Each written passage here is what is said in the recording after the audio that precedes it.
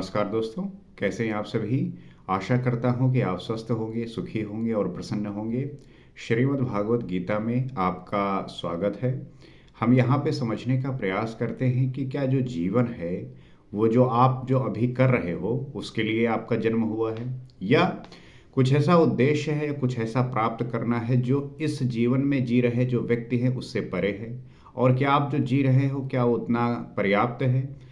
आप देखेंगे कि हर एक व्यक्ति किसी न किसी ऐसे लड़ाई में, किसी न किसी ऐसे प्रयोजन में अपने आप को व्यस्त रखा रखा है, इस तरीके से बिजी रखा है कि वो अपने आप को समझ नहीं पाता, भूल जाता है।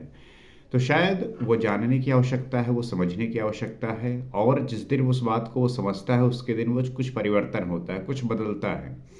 और वो जब बदलता है तब वो जो है उसके अंदर जो उसके विचार होते हैं, उसके जो कार्य होते हैं वो भी बदलने लगते हैं, और व्यक्ति का जो जीवन है वो अपने स्तर से उठकर एक इस स्तर पे आता है जहाँ पर आपका अपना होने का बोध जो है प्रदर्शित होता है। तो श्रीमद् भागवत गीता में श्री कृष्ण ने आपके ये जो दिए हुए बातें हैं, जो आपके प्रश्न हैं, जो आप नित्य किसी न किसी प्रश्न में, चुनौतियों में बिखरे रहते हैं, परेशान रहते हैं, उसको हल करने का प्रयास किया है। उसमें एक ऐसी ऊर्जा भरी है कि आप उसको अध्ययन करेंगे, आप श्रीमद् भागवत पढ़ेंगे, सुनेंगे, तो आपको वो ज्ञान प्राप्त होगा, वो नॉलेज प्राप्त होगी, जिससे आपके जीवन में एक नए विचारों का जो है प्रादुर्भाव होगा और आपका जीवन बदल जाएगा। तो इसी प्रयास में हम आइए कुछ समझने का प्रयास करते हैं और जानते हैं। भोक्तारम यज्ञ तपसाम सर्वलोक महेश्वरम सुहृदयम सर्वभूतानाम ज्ञात्वा माम शांतिम इक्षति। ये पंचम अध्याय का 29वां श्लोक है। इसमें क्या कहते हैं, वो मुक्त पुरुष, मुझे यज्ञ और तपों का भोगने वाला, संपूर्ण लोकों के ईश्वरों का भी ईश्वर, संपूर्ण प्राणियों का स्वार्थ रहित हितैषी, ऐसा साक्षात जानकर शांति को प्राप्त होता है। तो श्री कृष्ण बता रहे हैं कि जो एक योगी है, जो एक ज्ञानी है, जो ईश्वर को प्राप्त होने वाला है, उसके लक्षण क्या है, गुण क्या है, वो किस प्रकार से वो जीवन को जीता है और रहता है। तो कहते हैं वो मुक्त पुरुष, मुझे यज्ञ और तपों का भोगने वाला। वो जो व्यक्ति होता है वो यज्ञ और तप का भोगने वाला, अर्थात जो यज्ञ की स्थिति होती है, अर्थात श्वास और प्रश्वास का जो आवागमन है उसमें सदैव सुरत लगाए रहता है, और तपों का भोगने वाला, अर्थात जहाँ पे संसारी व्यक्ति चीज़ों को छोड़ते हैं, अर्थात संसारी व्यक्तियों के जो संसारी व्यक्ति हैं वो समझते हैं कि ये मेरे लिए मैं ये नहीं कर सकता, उस प्रकार की साधना से जो है निकल के ऐसे लोग आते हैं। अर्थात संसारी व्यक्ति को कहोगे कि भैया आपको घर नहीं लेना, या उसे कहोगे कि क्या गाड़ी आपको लेनी है, या आपको संसारी जीवन में सारी विषय वस्तुओं का उपभोग करना है, तो वो तो इसी में व्यस्त है और इसी में वो जी रहा है। परंतु जो साधक होते हैं, जो ईश्वर को प्राप्त करते हैं, ज्ञानी होते हैं, विवेकी होते हैं, वो इन्हीं सबको त्याग कर जो है वो उस अवस्था को प्राप्त होते हैं। तो संपूर्ण लोगों के ईश्वरों का भी ईश्वर। तो ऐसे जो व्यक्ति होते हैं उनका मन का स्तर सोचिए कितना प्रगाढ़ होता होगा, कितना मजबूत होता होगा। तो वो ईश्वरों के भी ईश्वर, अर्थात कहने का तात्पर्य यह है कि जब उस स्थिति में आते हैं तो वो जो है ईश्वर के ही अंश हो जाते हैं, और फिर वो जो है परम स्वरूप परमात्मा ही होते हैं। उनके जो कहे हुए वाक्य हैं, उनके द्वारा किया हुआ जो कृत्य है, वो आने वाले लोगों के लिए एक ज्ञान देता है, एक जो है पथ प्रदर्शित करता है, जिससे आने वाले लोगों का जीवन परिवर्तित हो सके। और जो ऐसे लोग होते हैं वो फिर उनका जीवन ही दूसरों के हित के लिए हो जाता है। तो उनका सारी वाणी, उनके कहे हुए सारे कार्य सब जो है उसी प्रकार से फलीभूत होते हैं। तो श्री कृष्ण कहते हैं उस पुरुष के श्वास प्रश्वास के यज्ञ और तप का भोक्ता मैं हूं। तो श्री कृष्ण यही बात कह रहे हैं, यही समझा रहे हैं कि जो व्यक्ति है और जो श्वास और प्रश्वास के यज्ञ और तप का भोक्ता मैं हूँ। श्री कृष्ण कहते हैं मैं भोक्ता किस चीज़ का हूँ? जो व्यक्ति श्वास और प्रश्वास में सुरत लगाए है, अर्थात उसमें अपने को लगाए हुए है, उसी में अपने आप को विलीन किए हुए है।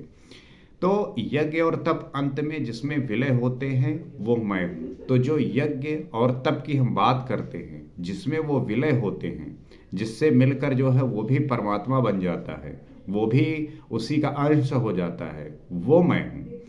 और वो मुझे प्राप्त होता है, अर्थात जब वो उस लेवल का पहुंच जाता है, उस कैटेगरी में आ जाता है, तो वो भी वही हो जाता है। आप अक्सर देखिए ना कि जब आप कोई एग्ज़ाम क्लियर करना चाहते हैं, कुछ भी प्राप्त करना चाहते हैं, तो आपको उसके जैसा बनना होता है, उसकी एक रिक्वायरमेंट होती है। अगर आप उस लेवल पे नहीं पहुंच पाए, वैसा नहीं बन पाए, तो आप नहीं बन पाते। तो रिक्वायरमेंट सेट है कि अगर आप इतना करोगे तो आपको ये प्राप्त हो जाएगा। और यज्ञ के अंत में जिसका नाम शांति है, मेरा ही स्वरूप है। और यज्ञ के अंत में प्राप्त क्या होता है? शांति मिलती है, आपको सुकून प्राप्त होता है। आजकल बहुत लोग देखो, सबको जो है सुकून चाहिए, सुकून चाहिए, लेकिन वो जो है कैपिटलिज्म के गोद में बैठे हैं। सबको चाहिए सुकून, शांति, लेकिन सबके मन में जो है कामना सदैव चल रही है कि मुझे जो है ये भी प्राप्त हो जाए, मुझे जो है सब कुछ प्राप्त हो जाए, दुनिया की सारी वस्तु जो है मेरे हिसाब से हो। कामना मन में लिए बैठे हैं, परंतु चाहिए सुकून, नहीं मिलेगा। आपको कामनाओं का त्याग करना होगा और जीना होगा आपकी आवश्यकता पे, संतोष पे, तब जो है आपको सुकून मिलेगा। तो आप गलत तरीके से जिएंगे तो आपके परिणाम भी उसी प्रकार होंगे। आप सोचते हैं कि मैं जीऊँ भोगी की तरह और मुझे शांति सुकून मिले एक योगी की तरह, तो ऐसा नहीं हो सकता। और तो वही बात कह रहे हैं श्री कृष्ण की, यज्ञ के अंत में जो है उसे शांति मिलती है, मेरा ही स्वरूप प्राप्त होता है। वह मुक्त पुरुष मुझे जानता है कि जानते ही मुझे प्राप्त हो जाता है। उस मुक्त पुरुष को ये पता होता है और वो ये जानता भी है कि जानते ही मुझे जो है वो प्राप्त हो जाता है। जैसे ही वो जान जाता है, समझ जाता है, वैसे ही जो है मुझे प्राप्त हो जाता है। जैसे कि आप देखेंगे, मीरा को देख लीजिए, चैतन्य को देख लीजिए, जिन्होंने भी प्राप्त किया बस वो वही हो गए। फिर वो बताने नहीं आएंगे कि हम मुझे क्या प्राप्त हुआ, कैसे प्राप्त हुआ, क्योंकि अब बता ही नहीं सकते। इसी का नाम शांति है। जैसे मैं ईश्वरों का भी ईश्वर हूँ, वैसे वो भी हैं। तो उसी का नाम जो है शांति होती है। जब आप उसमें विलीन हो जाते हैं, जब उसी के हो जाते हैं, तब जो है आपको वो शांति मिलती है। और इस प्रकार से वो जो है ईश्वरों का भी ईश्वर मेरे तरीके से हो जाता है।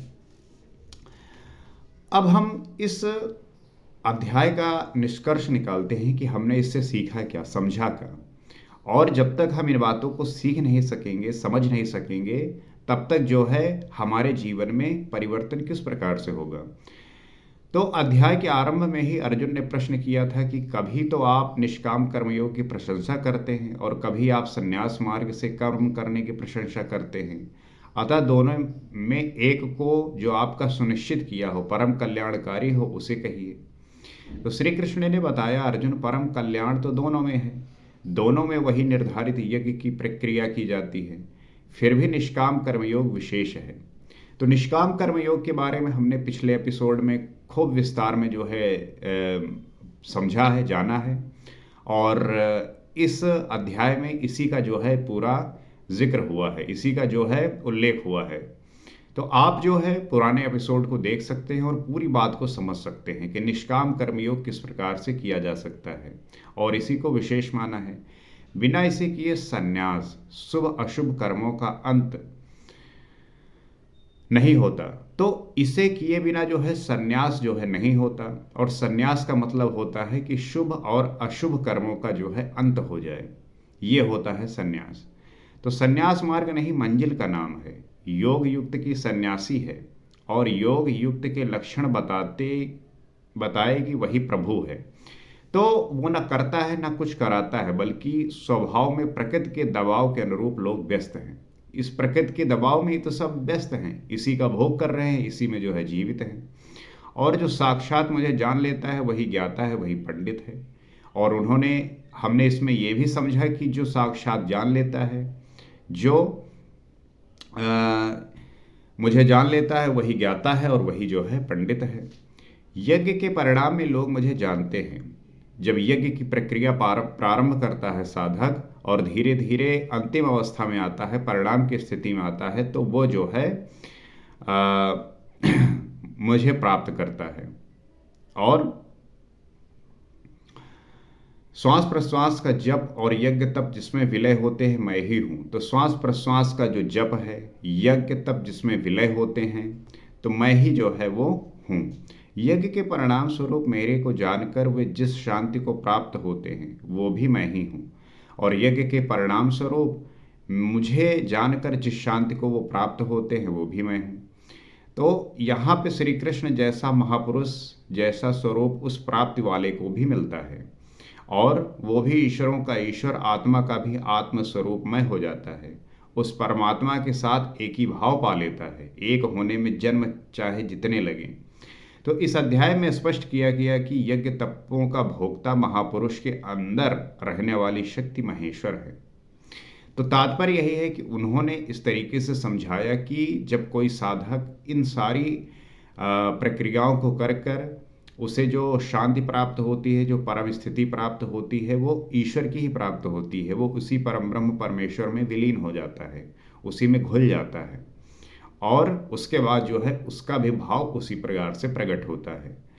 और इस संसार में ऐसे विलक्षण प्रतिभा के लोग होते हैं, उन्हीं को हम संत कहते हैं, जो अपने वाणी से, अपने कर्तव्यों से, अपने कर्म से लोगों के हित के लिए काम करते हैं। और जो दूसरों के हित के लिए काम करता है वही सन्यासी है, वही जो है संत है।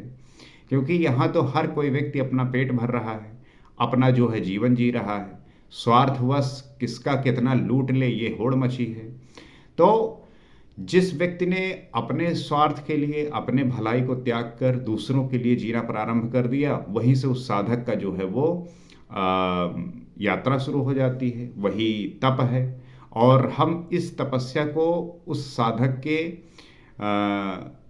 कर्मों पर निर्धारित कर देते हैं कि उसे परिणाम किस प्रकार से प्राप्त होगा। क्योंकि साधक का जो जीवन है, अगर इतना आसान होता तो इस संसारी जीवन में जो लोग हैं वो चाहते कि मैं भी जो है इस प्रकार से करूं। क्योंकि वो एक ऐसा रास्ता है जहां पर एक साधक को एक जो उस अवस्था को प्राप्त होता है, उसमें एक ऐसी ऊर्जा, एक ऐसा जुनून, एक ऐसी उत्कंठा होनी चाहिए कि वो जो है अपने सारे सुख, अर्थात जो क्षणिक सुख हैं, उनका जो है त्याग करें। क्योंकि अगर वो इस स्थितियों में लगा रहेगा, वो कहते नहीं कभी कभी कि अगर आप छोटी चीज़ों को प्राप्त करने की कोशिश करेंगे तो आपको बड़ी चीज़ें नहीं प्राप्त होंगी। इसलिए एक बात और कहते हैं कि आप सदैव जो है बड़ा सोचो। जब आप बड़ा सोचोगे तो आप बड़ा काम करोगे, और जब बड़ा करोगे तब जो है कुछ घटित होगा।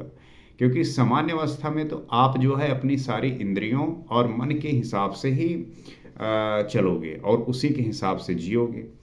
तो ये बड़ा जो है मुश्किल हो जाता है और परेशानी का कारण बनता है। क्योंकि अगर आप सामान्य ही रह गए, ईश्वर को जान नहीं पाए, आपका जन्म क्यों हुआ, किस लिए हुआ, क्या करना चाहिए था, क्या नहीं कर पाए, तो अगर आप साधारणतया जीते रहे और इसमें आपने अपने आप को उस यज्ञ की प्रक्रिया में डालकर अपने आप को वैसा नहीं बनाया, तो आपका जीवन उसी प्रकार से जो है साधारणतया घटित होगा और समय के साथ जो है नष्ट हो जाएगा।